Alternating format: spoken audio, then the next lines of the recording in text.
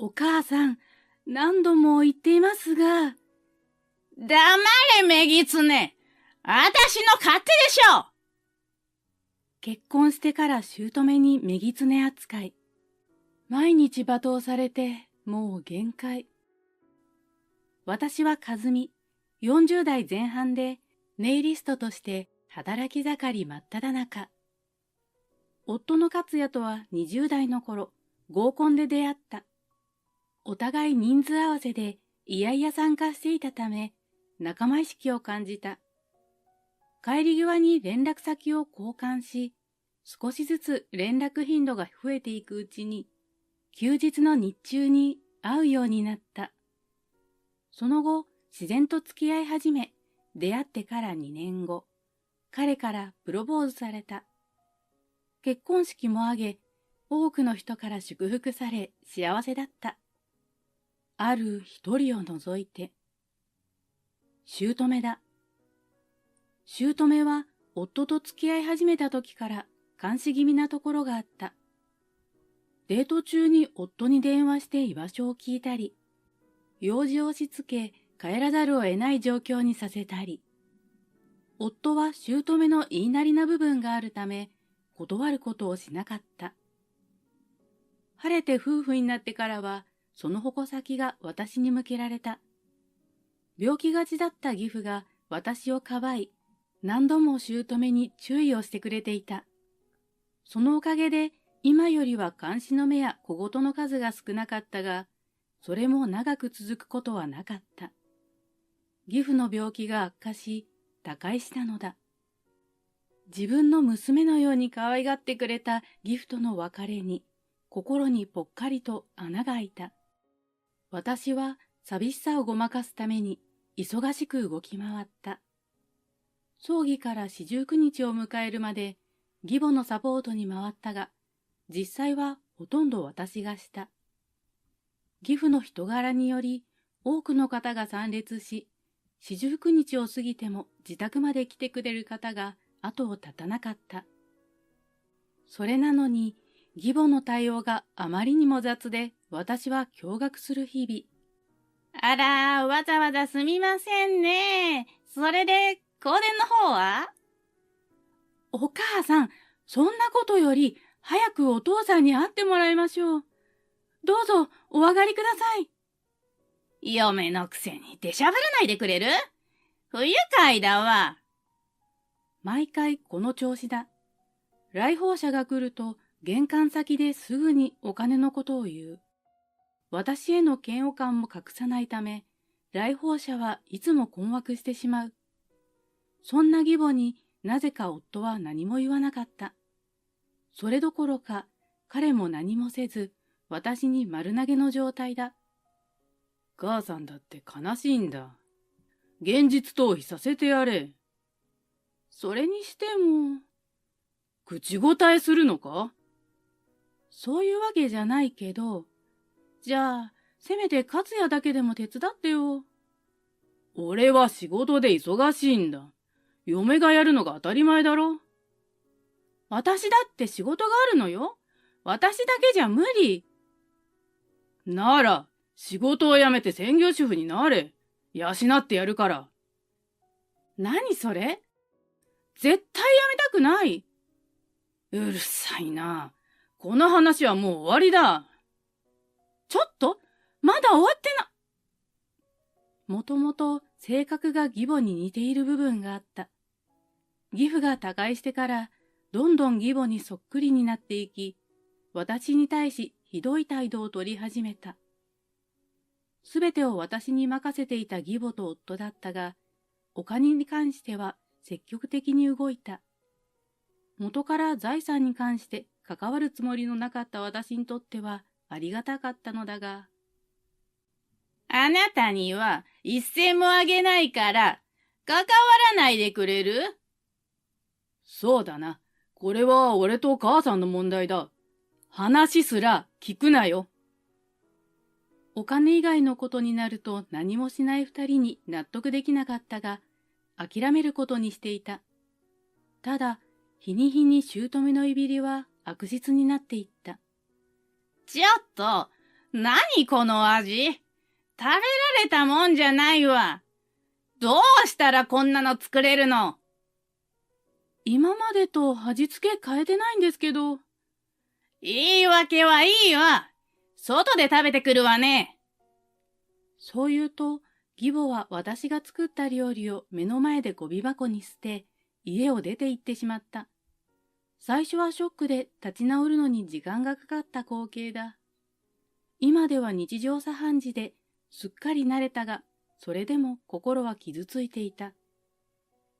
またか。夫もいつも姑を止める気配がない。ねえ、もうお母さんのことをどうにかしてよ。うるせえな。お前の料理がまずいのが悪いんだろ。文句があるなら出て行け。ひどい。夫はテーブルに箸を叩きつけ、部屋にこもってしまった。食卓に一人残された私は、残った食べ物を泣きながら平らげた。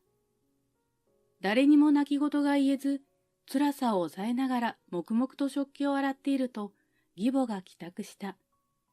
私が義母に気づかなかったことが面白くなかったのだろう。義母が持っていた手提げバッグで突然頭を殴られた。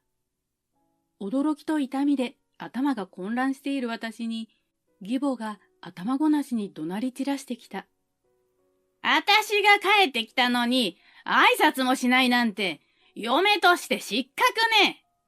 家事もろくにできないし、教養もないなんて恥ずかしくて外に出せないわ。もう仕事はやめてずっと家にいなさい。親戚の集まりにも出ないでちょうだい。すみません。考え事をしていて気がつかなくて。確かに家事ができてるとは言えませんが、仕事はやめられません。これは決定だから。明日退職してくるのよ。そんなの無理です。仕事は私の生きがいなんです。爪に塗ってるだけでしょ？そんなの、あたしだってできるわ。ほら。義母が自分の爪を見せてきた。赤色のマニキュアがガタガタに塗られていた。これでわかったでしょ。明日やめてくるように。待ってください。素人とプロじゃ全然違う。いい加減にしなさい、このめぎつね。義母のあまりの態度に私は言葉を失った。そこに夫が自室から出てきたことで、私はさらに追い込まれることになる。うるさいな。どうしたんだよ。ちょうどいいところに来たね。このめぎつねに仕事を辞めろって言ってたの。仕事を？そう。家事もろくにできないし、教養もない。恥さらしだから、外に出るなって言ったの。ああ、そういうことか。俺も前にやめろって言ったことがあってよ。その時もやめないの一点張りだったな。まあ、このめぎつね。勝也にまで言われてたのね。母さんも言ってるし、仕事辞めて家にいろ。待って、お願いだからやめさせないで。めぎつねは黙りなさい。明日やめてくるのよ。私の話など全く聞いてくれず、強制事項となった。何もかも投げ出し、私は自室で一晩中泣いて過ごしたのだった。次の日出社すると、同僚が私を見るなり驚いた。私の顔がパンパンに腫れ、身なりもボロボロだったからだ。さすがに異常事態だと思われ、たまたまそばにいた上司が私を別室に連れて行った。どうしたんだ？何があった？私がなかなか言い出すことができず、沈黙していると、扉を叩くノック音が響いた。失礼します。すみません。どうしても上司じゃないとダメだというお客様からのお電話が来ておりまして。わかった。今行く。和美くん、悪いが少し待っててくれ。私が小さくうなずくと、上司は同僚と一緒に部屋を出て行った。しばらくすると、上司が神妙な面持ちで戻ってきた。席に着くと考え込み始めた。ただならぬ上司の雰囲気に私は黙ることしかできなかった。少しの間待っていると上司は口を開いた。和美くん、さっき君の親族を名乗る女性から電話があった。君が退職したかどうかの確認だ。その女性は確実に義母だ。私は昨日の出来事がフラッシュバックし、震え始めた。上司は私の異変にすぐ気づくと、安心させるように優しく話してくれた。安心していい。個人情報に関わることは何も言えないと伝えておいた。もしよければ、話せることだけでいいから話してくれないかい？これ以上職場に迷惑をかけるわけにはいかないと決心し、私は上司に退職することを伝えることにした。すみません。突然で大変ご迷惑をおかけしてしまうのですが、本日付で退職させてください。私は深々と頭を下げた。たった数秒だったと思うが、沈黙が息苦しかった。君のことをやめさせるつもりはない。え？一瞬何を言われたのか理解できず、頭を上げた。君のことはやめさせないよ。先ほどの女性と関係があるんだろう？旦那さんは知っているのかい？はい。きっと電話の女性は義母だと思います。昨晩、義母と夫から仕事を辞めるよう言われました。なるほど。和美くん、君の意思を聞きたい。本当に辞めていいのかい？それは、辞めたくないとはっきり言いたいのに、義母と夫の顔が脳裏にちらつく。きっと辞めないと昨日よりもっとひどい目に遭うだろう。でも退職するなら私の本音を伝えてからにしようと決心した。辞めたくありません。この仕事に誇りを持っています。でも、辞めなければ私だけでなく、職場にまで迷惑をかけてしまうのがわかるんです。大好きな同僚たちにまで迷惑をかけるくらいなら、辞めさせてください。和美くんの気持ちは分かった。実は以前から年配の女性が店の外から店内をじろじろと見ていると、従業員やお客様から苦情が寄せられていてね。しかも必ず君が出勤している時だけ。はっきりと言えないが、きっと君のお母さんだと思う。そうだったんですか？申し訳ありません。いや、和美くんが謝ることじゃない。店のことはいいとして、和美くんの身に何かあった方が大変だ。そこでだ。ついに辞める時が来たと覚悟した。だが、私が想像もつかないことを提案された。これからオンライン授業を始めようと思ってね。そこで和美くんには自宅で付け詰めを作って、定期的に店まで持ってきてくれないか？持ってくるのが大変なら郵送でも構わない。どうだろうか？それってやめなくていいということですか？その通り。和美くんのような優秀な人材を辞めさせるわけがないだろう。オンライン授業のオープニングスタッフとして、このまま残ってくれないかい？はい、喜んでお受けいたします。ありがとうございます。私は立ち上がり、再び深々と頭を下げたのだった。その後、詳しいことを打ち合わせし、事業を始めるための準備を整えるため、デザイン画や実物を準備することから始めることになった。家での稼働時間を記録し、それをお給料として出してくれることも約束してくれた。とりあえず義母と夫の目をごまかすため、今日付で辞めたことにした。同僚たちにも説明すると、みんな快く承諾してくれた。私には味方と居場所があるんだと大きな心の支えとなり、ワクワクした気持ちでいっぱいになった。その日はみんなにお礼を言い、堂々と帰宅した。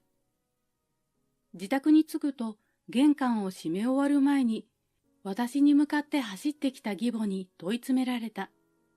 ちょっと、あなたの職場に電話しても何も答えないのよ。どうなっているの？きちんとやめたの？ドアが半開きだったので、外にまで義母の声が聞こえた。外からこそこそと話す通行人の声が聞こえてきたが、私はあえてそのまま話すことにした。お母さんと夫の言った通り、強制的に辞めてきました。安心してください。上司から聞きましたよ。電話してきたことと、日頃から私の職場に来て、監視のようなことをなさっていたことも。きちんと私から謝っておきました。もう仕事は辞めたので、あの店に近づかないでください。行政って人聞きの悪い。メギツネが恥さらしだから仕事を辞めてもらっただけじゃない。監視だなんて。メギツネが仕事って嘘をついて浮気をしていないかチェックしてただけよ。ふざけないで。わかりました。すみませんでした。まだまだ義母の小言が続き、結局、靴を脱いで家に上がったのは、帰宅して1時間ほど経った頃、やっと玄関のドアを閉めたのだった。仕事から帰った夫にも辞めたことを報告した。本当に辞めてきたんだ。これでお前は母さんと俺の言いなりだな。笑いながら自室に行ってしまった夫に苛立ちを感じた。無理やり辞めさせておいて、お疲れ様の一言も何もない。今回のことで完璧に夫への感情は冷めきった。仕事を辞めたと嘘をついてから3ヶ月ほど経った。義母が新しくできた喫茶店に行くと張り切って出かけた。その間に急いで一通り家事を終わらせ、付け詰めの制作に取り掛かった。今日のノルマ文を作り終え、一息つこうとベッドに横になり目を閉じた。睡魔が襲ってきたとき、携帯に見知らぬ市外局番から電話がかかってきた。もしもし？病院の看護師ですが、とめこ様のご家族の方でお間違いないでしょうか？はい、そうですが。先ほど、とめこ様が救急車で搬送されてきまして、今から来ていただけないでしょうか？搬送ですか？わかりました。これから向かいます。あの生命力が強そうな義母が搬送されたなんて、きっと一大事だと思い、すぐ夫に連絡した。夫は二つ返事で病院に行くと私に伝え、電話を切った。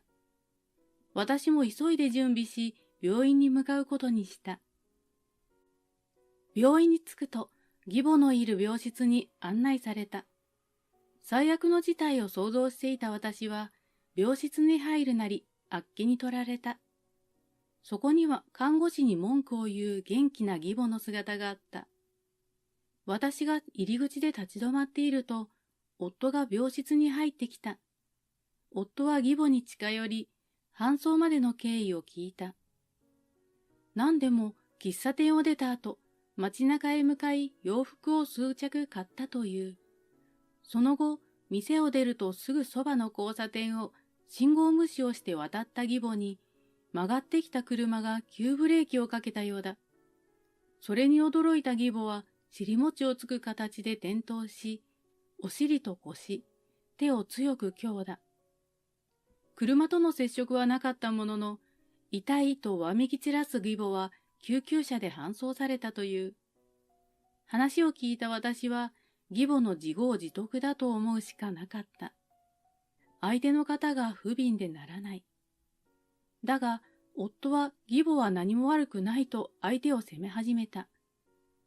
だが今回のことは、義母が信号無視をしたことによるもので、車とも接触していないことから、相手は厳重注意で終わったようだ。そのことに納得のいかない義母は、夫と看護師に愚痴を言っていた。訴えてやるわ。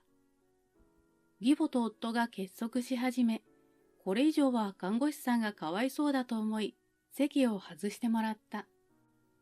後で医師から詳しく話があるようで、それまで病室にいることにした。お母さん、命に別状なくてよかったですね。何が良かったっていうの？この包帯が巻かれている姿を見て、よくそんなこと言えるもんだわ。なんでメギツネまで来たのよ。病院から来てほしいと連絡があったんですよ。搬送されたって聞いてびっくりしました。そうなの。で、ざまあ見ろって思ってるんでしょ。さっさと帰ってくれる？お医者さんに待ってるよう言われてるんです。はぁ。それきり、義母は夫とだけ話をしだした。私なんていないかのように。医師との話を夫だけに頼んで帰ろうかと考え出したとき、医師に呼ばれた。医師の話によると、転んだ時の衝撃で脊髄を傷つけ、手首にもひびが入っているとのことだった。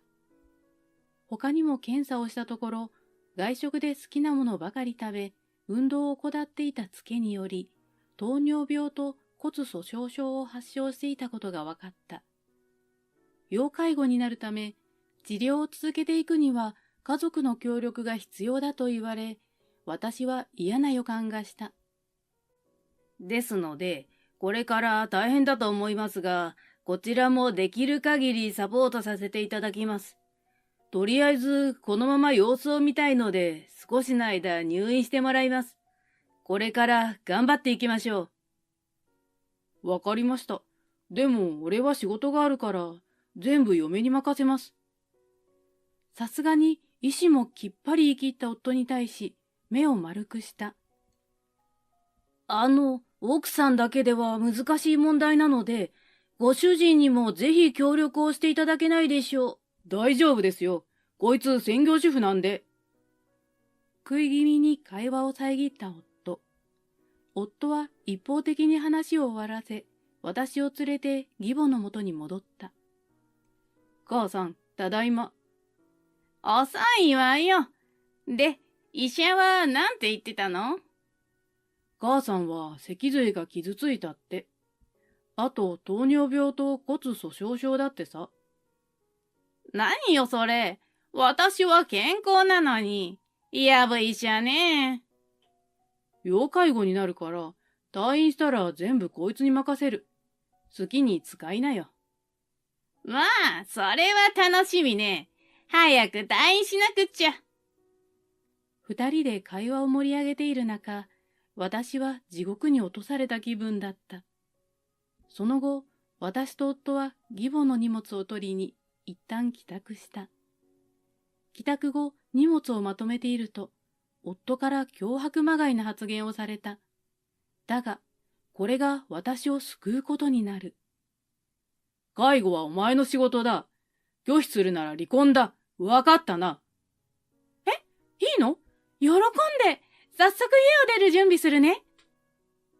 え？離婚してくれるんでしょ？喜んでするね。ありがとう。お前、離婚した後どうやって暮らしていくんだ？金は出さねえぞ。引っ越しや生活費の話？それなら大丈夫だから心配しないで。誰が心配するか。じゃあいいでしょ？とりあえずお母さんに荷物届けよう。お前一人で行けよ。俺はすべて任せるって言ったからな。じゃあ仕事戻るわ。夫は離婚を本気にしていない様子だった。夫が出て行った後、病院に荷物を持って行った。ちょうど義母が寝ていてくれたので、そっと荷物を置いてすぐに病院から出た。その足で賃貸物件を探し、即契約。1週間後に引っ越しできることになった。私は軽い足取りで帰宅し、引っ越し業者に連絡。急いで荷物をまとめ始めたのだった。とうとう引っ越しの日が来た。夫の出勤後、テーブルにサインした離婚届だけ残し、無事に引っ越しを完了させた。その日の夜、夫から連絡があった。お前、これはどういうことだ？離婚するって言われたから、離婚届を置いて出て行っただけだよ。俺はそんなこと許した覚えはないぞ。許すも何も、私はあなたたちの言いなりなんでしょ？だから言われた通りに離婚したの。ふざけるな。絶対サインしないからな。帰ってこい。それは無理。さっき弁護士にも連絡して慰謝料請求することにしたし。慰謝料だと？払うわけないだろ。そう言うと思って弁護士に頼んだの。あとは弁護士を通して話そう。お世話になりました。ちょっと待て。私は一方的に電話を切り、後のことは弁護士に託した。義母が退院後、弁護士が二人のもとを訪れ、話し合ってくれた。その時、夫が逆上し、弁護士につかみかかったそうだ。弁護士は警察に連絡して、夫は現行犯逮捕。お金で解決したようだが、あっという間に親戚や会社に夫のことが広がった。すべて私のせいだと言い続ける二人は、離婚届を破り捨てたという。話し合いでは解決しないため、裁判で争うことになった。私の上司や元隣人が証人となってくれたおかげで、私は見事勝訴し、無事に離婚が決まり、慰謝料を請求することができた。あれから元夫は会社から解雇された。社長と上司が詳しく知るために裁判を傍観しに来ていたようだ。弁解のしようもない素性に言葉も出ないほど呆れたという。元夫は土下座までして謝ったようだ。謝るのは私たちじゃなく、元奥さんに謝りなさい。と言われたらしい。元義母は親戚からよく思われていなかったので、誰にも頼れず孤立していた。今まで付き合いになった人たちも離れていき、家の中に引きこもっているという。元義母の行き場のないストレスが元夫に向けられているようで、元夫に悪態ばかりついているらしい。二人が手に入れた義父の遺産は私への慰謝料に消えた。元夫は元義母の介護とアルバイトで毎日てんやわんや。生活もろくにできる状態ではない中、義母の病院代も払えないため、生活保護を受けているらしい。我慢を知っていれば普通に生活していけるものの、もともとお金にがめつい二人は自分たちの首を絞める行為をしているようだった。何でも一攫千金を狙い、賭けごとにお金を注ぎ込み、首が回らないほどの借金を背負ったようだ。似た者同士の二人は毎日喧嘩が絶えないという。私はというと、在宅ワークから職場に復帰し、オンライン事業の売れ行きが良いため、オンライン事業部長に就任した。毎日忙しいが、自由と名誉を手に入れ、とても充実した幸せな生活を送っている。これも上司が私を辞めさせずにいてくれたおかげだ。上司はもちろん、私の周りにいる人たちにとても感謝している。